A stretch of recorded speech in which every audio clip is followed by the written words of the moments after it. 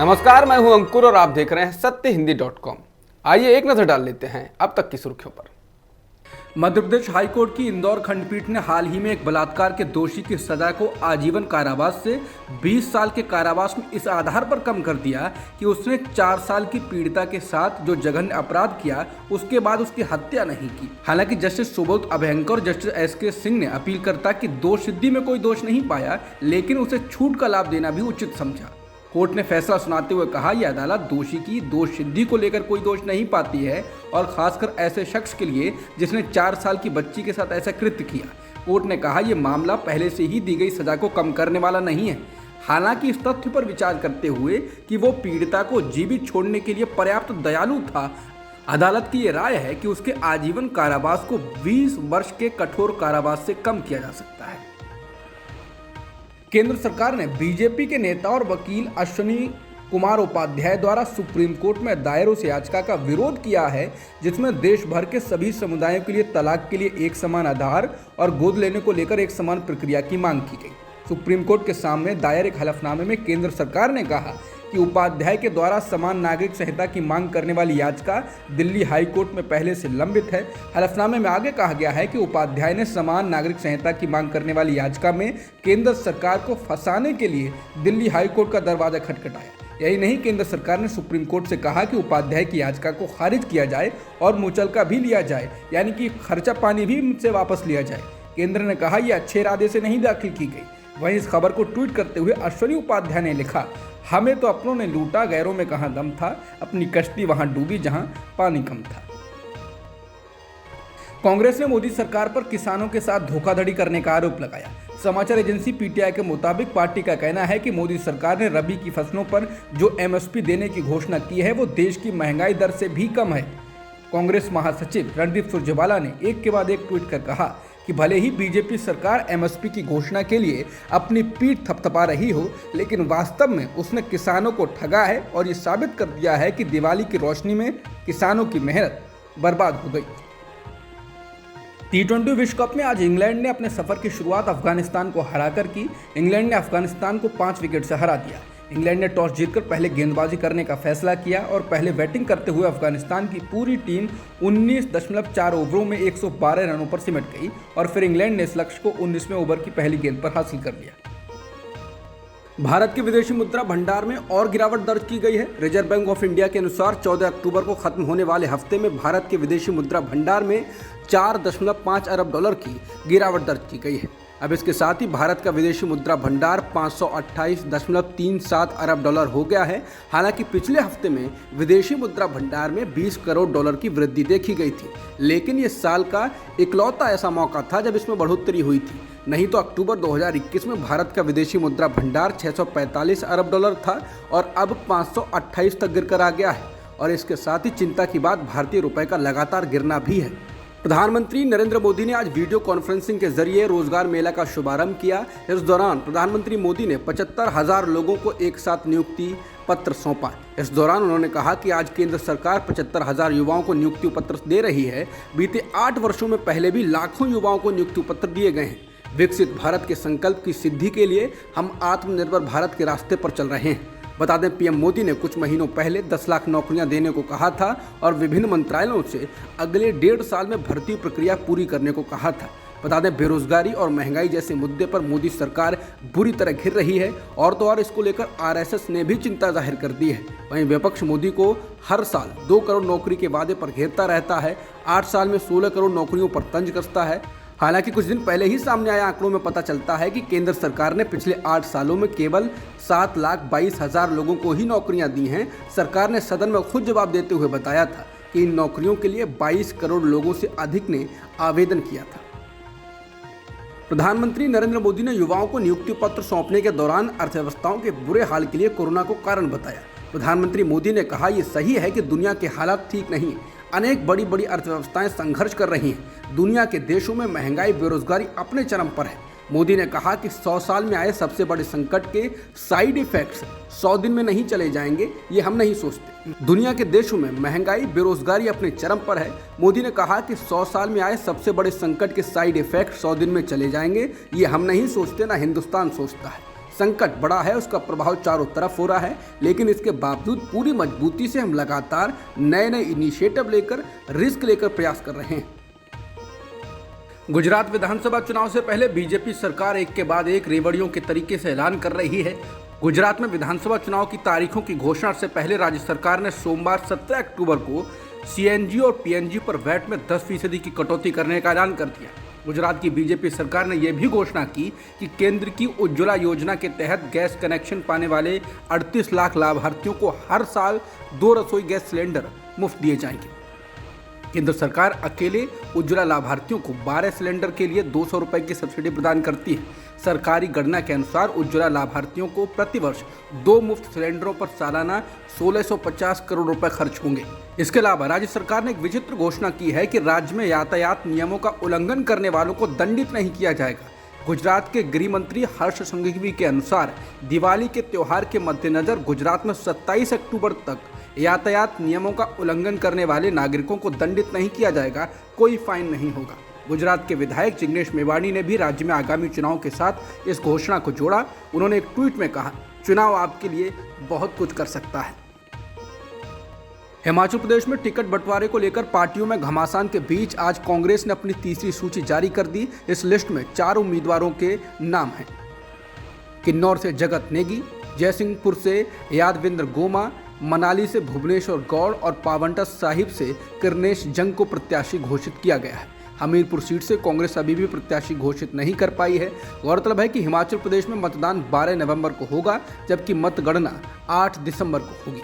मालूम हो कि बीजेपी ने भी अपने उम्मीदवारों की सूची जारी कर दी है, जिसके बाद पार्टी में इस्तीफों की झड़ी लग गई है और कई नेताओं ने तो निर्दलीय लड़ने का भी ऐलान कर दिया है। बीजेपी ने 11 मौजूदा विधायकों को टिकट नहीं दिया है, जिसके बाद से बगावत हुई है। एक विद्रोह तो मुख्यमंत्री जयराम ठाकुर के गृह जिले मंडी में ही हो गया है, जहां पार्टी के मीडिया सह प्रभारी प्रवीण शर्मा ने मंडी से निर्दलीय चुनाव लड़ने का ऐलान कर दिया। वहीं कांग्रेस के 2 दल बदलों को मैदान में उतारने के भाजपा के फैसले से भी स्थानीय नेताओं में नाराजगी है। चुनावी रणनीतिकार प्रशांत किशोर लगातार बिहार के मुख्यमंत्री नीतीश कुमार पर हमलावर हैं और अब बीजेपी के साथ उनके अभी भी संपर्क होने के आरोप लगा रहे हैं। अब प्रशांत किशोर ने एक बार फिर से नीतीश कुमार और एनडीए से उनके संबंध पर सवाल उठाए। पीके ने ट्वीट कर कहा कि अगर नीतीश कुमार का बीजेपी या एनडीए से कोई राब्ता नहीं है तो वो अपने सांसद को राज्यसभा के उपाध्यक्ष पद से इस्तीफा देने का निर्देश क्यों नहीं देते। प्रशांत किशोर ने कहा, आपके पास हमेशा दोनों ही रास्ते नहीं हो सकते। बता दें, प्रशांत किशोर राज्यसभा के उपाध्यक्ष हरवंश नारायण सिंह की बात कर रहे हैं। जेडीयू नेता हरवंश नारायण सिंह को राज्यसभा के उपाध्यक्ष पद के लिए दूसरी बार साल 2020 में एनडीए ने अपना उम्मीदवार चुना था, लेकिन अब जेडीयू ने बीजेपी से रिश्ता तोड़ लिया है, तो उनको लेकर सवाल उठाए जा रहे हैं। झारखंड के चाईबासा में 26 साल की आदिवासी युवती के साथ सामूहिक बलात्कार की घटना हुई। यह घटना गुरुवार शाम को हुई। युवती सॉफ्टवेयर इंजीनियर है। पश्चिमी सिंहभूम जिले के एसएसपी आशुतोष शेखर ने द इंडियन एक्सप्रेस को बताया कि युवती बेंगलुरु की आईटी कंपनी में काम करती है और इन दोनों वर्क फ्रॉम होम कर रही है। पुलिस ने इस मामले में शक के आधार पर 10 लोगों के खिलाफ मुकदमा दर्ज किया है। पुलिस इन लोगों से पूछताछ भी कर रही है। पुलिस ने मामले में जांच के लिए एसआईटी बना दी है। युवती का एक अस्पताल में इलाज चल रहा है। घटना के दौरान युवती अपने पुरुष मित्र के साथ घर से बाहर गई थी। पुलिस ने युवती के बयान के आधार पर बताया है कि वो सड़क किनारे अपने दोस्त से बात कर रही थी, तभी 8 से 10 लोग वहां आए और उन लोगों को पीटना शुरू कर दिया। युवती ने कहा, ये लोग उसे किसी सुनसान जगह में ले गए और वहां उसके साथ बलात्कार किया। पुलिस ने बताया कि युवती बेहद मुश्किल से अपने घर पहुंची और परिजनों को इस वारदात के बारे में जानकारी दी। इसके बाद पुलिस में शिकायत दर्ज कराई गई। राजस्थान के बारां जिले के एक दलित परिवार के 12 सदस्यों ने हिंदू धर्म छोड़ दिया है और बौद्ध धर्म अपना लिया है। इन लोगों की शिकायत थी कि पुलिस और प्रशासन ने उनके साथ हुई मारपीट के मामले में एक शख्स के खिलाफ कार्रवाई नहीं की। ये शख्स गांव की सरपंच का पति है। हालांकि मीडिया में आई कुछ खबरों में धर्म परिवर्तन करने वालों की संख्या 250 तक बताई गई। न्यूज एजेंसी पीटीआई के मुताबिक पुलिस अफसर पूजा नागर ने बताया कि बौद्ध धर्म अपनाने वाले ये सभी लोग भूलोन गांव के रहने वाले हैं। बौद्ध धर्म अपनाने के बाद उन्होंने उनके घर में रखे हिंदू देवी देवताओं के चित्रों को भी गांव की एक नदी में प्रवाहित कर दिया। इसका वीडियो भी सामने आया। पुलिस अफसर पूजा नागर ने इस बात को साफ किया कि इन लोगों के अलावा किसी अन्य ने देख रहे थे तो नहीं किया।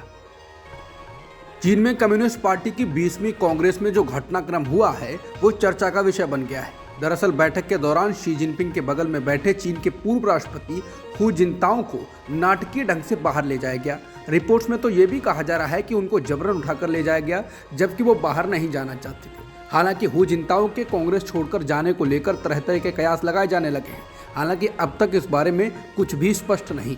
अधिकारियों ने हु के बाहर निकलने के लिए कोई स्पष्टीकरण नहीं दिया। वायरल वीडियो में देखा जा सकता है कि वहां मौजूद कर्मचारी ने 79 वर्षीय जिनताओ को उठाने के लिए हाथ से सहारा दिया और बाद में साथ ले जाने लगा। इसके पहले जिनताओ ने करीब 1 मिनट तक राष्ट्रपति जिनपिंग और पूर्व राष्ट्रपति ली केकियांग से बात की और अंत में जाते वक्त उन्होंने बगल में ही बैठे राष्ट्रपति शी जिनपिंग के पीठ पर हाथ रखकर भी कुछ कहा और फिर कर्मचारी उनको लेकर चलने लगा। इस दौरान सभी लोग उन्हें ही देख रहे थे।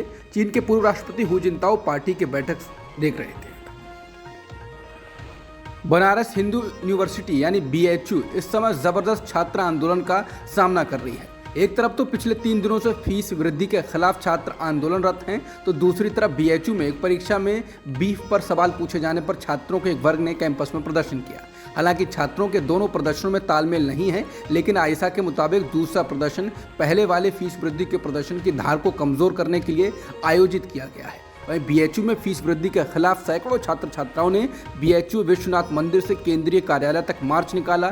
संयुक्त छात्र संघर्ष समिति की ओर से किए गए इस घेराव के दौरान सेंट्रल ऑफिस पर सभा की गई। सभा में वक्ताओं ने कहा कि अलग अलग पाठ्यक्रमों और हॉस्टल के शुल्क में 100 से लेकर 500% तक की फीस वृद्धि कर दी गई है। छात्र नेताओं ने आरोप लगाया कि विश्वविद्यालय प्रशासन इसे मामूली फीस वृद्धि कहकर छात्रों में भ्रम फैलाने की कोशिश कर रहा है, लेकिन असल में ये फीस वृद्धि छात्रों की बड़ी आबादी के लिए BHU के दरवाजे बंद कर देगी। इस फीस वृद्धि का असर न केवल BHU में सत्र में दाखिल होने वाली सभी छात्रों पर पड़ेगा, बल्कि जो भी छात्र स्नातक के बाद परास्नातक में या किसी नए कोर्स में दाखिला लेगा उन सभी पर भी पड़ेगा। अभी भी शिक्षा में प्रवेश करने वाले छात्रों का 10% ही स्नातक स्तर तक पहुंच पाता है। बता दें, इससे पहले इलाहाबाद यूनिवर्सिटी में भी फीस वृद्धि को लेकर जबरदस्त आंदोलन चला है।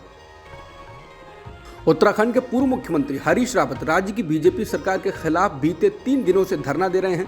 हरीश रावत के साथ तमाम बड़े नेता धरने में जुटे हैं। रावत ने आरोप लगाया है कि हरिद्वार में हुए हालिया पंचायत चुनाव में बीजेपी सरकार ने धांधली की है और धांधली का आरोप लगाने वाले कांग्रेस कार्यकर्ताओं पर मुकदमे दर्ज कर दिए हैं। रावत का यह धरना हरिद्वार के बहादराबाद थाने के बाहर चल रहा है। बता दें कि कुछ दिन पहले ही हरिद्वार में पंचायत चुनाव हुए थे और बीजेपी राज्य के गठन के बाद पहली बार यहां अपना अध्यक्ष बनाने में सफल रही थी। उत्तराखंड राज्य साल 2000 में बना था। पंचायत चुनाव के नतीजों को लेकर हरिद्वार में अच्छा खासा बवाल हुआ था। हरीश रावत व कांग्रेस के कार्यकर्ताओं की मांग है कि कांग्रेस कार्यकर्ताओं पर दर्ज मुकदमों को वापस लिया जाए। हरीश रावत साल 2009 में हरिद्वार से लोकसभा का चुनाव जीते थे और तत्कालीन UPA सरकार में मंत्री बने थे। मध्य प्रदेश में 2 अलग अलग सड़क हादसों में 19 लोगों की जान चली गई, जबकि 43 लोग घायल हो गए। एक हादसा रीवा और दूसरा शाजापुर में हुआ। रीवा में हैदराबाद से गोरखपुर जा रही यात्री बस ट्राले से टकरा गई। हादसे में 15 लोगों की मौत हो गई, जबकि 40 जख्मी हो गए। मारे गए लोगों में से ज़्यादातर यूपी के रहने वाले हैं। घायलों को रीवा मेडिकल कॉलेज और थ्योतर के अस्पताल में भर्ती कराया गया। इनमें से कई की हालत चिंताजनक है। मुख्यमंत्री शिवराज सिंह चौहान ने कहा कि राज्य सरकार रीवा सड़क हादसे में मारे गए लोगों के परिवारजनों को 1 लाख रुपए और घायलों को 10,000 रुपए की सहायता राशि देगी। पाकिस्तान के चुनाव आयोग के द्वारा इमरान खान को अयोग्य घोषित किए जाने के बाद पाकिस्तान तहरीक इंसाफ यानी PTI के कार्यकर्ताओं ने देश में कई जगहों पर जोरदार प्रदर्शन किया है। इस दौरान उन्होंने चुनाव आयोग के खिलाफ नारेबाजी की और अपने गुस्से का इजहार किया। चुनाव आयोग ने शुक्रवार को इमरान खान को अयोग्य घोषित कर दिया था। चुनाव आयोग ने यह कार्रवाई संविधान के अनुच्छेद 63A के P के तहत की है। फैसले के बाद इस्लामाबाद, कराची, फैसलाबाद, नौशेरा, सियालकोट, मर्दान, फैजाबाद, गुजरात, कराची, लाहौर, हैदराबाद आदि शहरों में PTI के कार्यकर्ता सड़क पर उतर आए और जबरदस्त प्रदर्शन किया। चुनाव आयोग के फैसले के अनुसार PTI के चेयरमैन इमरान खान अब संसद के सदस्य नहीं रह गए हैं और उनकी संसदीय सीट खाली हो गई है। चुनाव आयोग ने कहा कि इमरान खान के खिलाफ कानूनी कार्रवाई होगी। मनी लॉन्ड्रिंग से जुड़े मामले में बॉलीवुड अभिनेत्री जैकलीन फर्नांडिस को अदालत से राहत मिल गई है। दिल्ली की पटियाला हाउस कोर्ट ने जैकलीन की अंतरिम जमानत 10 नवंबर तक बढ़ा दी है। समाचार एजेंसी ANI के मुताबिक कोर्ट ने फैसला सुनाते हुए कहा कि नियमित जमानत और अन्य लंबित आवेदनों पर अब अगली सुनवाई 10 नवंबर को होगी। बता दें, इससे पहले 26 सितंबर को पटियाला हाउस कोर्ट ने 50,000 रुपए के जमानत बॉन्ड और एक मुचलके पर अंतरिम जमानत दे दी थी। ऑस्ट्रेलिया में खेले जा रहे टी20 विश्व कप के मुकाबले में न्यूजीलैंड ने ऑस्ट्रेलिया को करारी मान दी है। सिडनी में खेले गए इस मैच में न्यूजीलैंड ने ऑस्ट्रेलिया को 89 रनों से हरा दिया। ऑस्ट्रेलिया के द्वारा टॉस जीतने के बाद पहले बल्लेबाजी करने उतरी न्यूजीलैंड की टीम ने ऑस्ट्रेलिया के सामने 201 रनों का लक्ष्य रखा, यानी 200 रन बनाए, जिसके जवाब में ऑस्ट्रेलिया 111 रनों पर ढेर हो गई। न्यूजीलैंड के लिए फिन एलन और डेविन कॉनवे ने पारी की अच्छी शुरुआत की, 90 रन बनाए तो फिन ने 42 रन बनाए। टी20 विश्व कप में भारत रविवार 23 अक्टूबर को पाकिस्तान के खिलाफ मैच के साथ अपने सफर की शुरुआत करेगा। इस मैच को लेकर बहुत रोमांच अभी से लोगों में है और यही कारण है कि सिर्फ 10 मिनट में टिकटों की बिक्री हो गई। इंडियन एक्सप्रेस के अनुसार ऑस्ट्रेलिया के मेलबर्न में एक स्थानीय रेडियो होस्ट ने अचंभित होते हुए कहा कि सिर्फ 10 मिनट में टिकटों की बिक्री कैसे संभव है। बता दें, इस मैच में बारिश का साया भी लगातार बना हुआ है और बारिश मैच का मजा किरकिरा कर सकती है। इस बीच भारतीय क्रिकेट टीम के कप्तान रोहित शर्मा ने पाकिस्तान के साथ मैच में दबाव होने के सवाल पर कहा, मैं दबाव शब्द का इस्तेमाल नहीं करना चाहता, लेकिन ये बना रहता है, ये कभी नहीं बदलेगा। मैं इसे एक चुनौती की तरह लेना चाहता हूँ। 2007 से 2022 तक पाकिस्तान की सारी टीमों से ये टीम काफ़ी चुनौतीपूर्ण है। पिछले विश्व कप में पाकिस्तान ने अच्छा खेला, उन्होंने हमें हराया था। इसके साथ ही रोहित शर्मा ने कहा कि ज़रूरत पड़ी तो हर मैच में प्लेइंग 11 को बदला जाएगा। और अंत में रोहित ने 9 साल से आईसीसी का बड़ा टूर्नामेंट न जीतने को लेकर निराशा भी जताई और कहा कि हम थोड़े निराश हैं कि बीते 9 साल में हमने आईसीसी के बड़े टूर्नामेंट नहीं जीते हैं। अब तक की खबरों में इतना ही। बाकी खबरों के लिए बने रहिए सत्यहिंदी.com के साथ।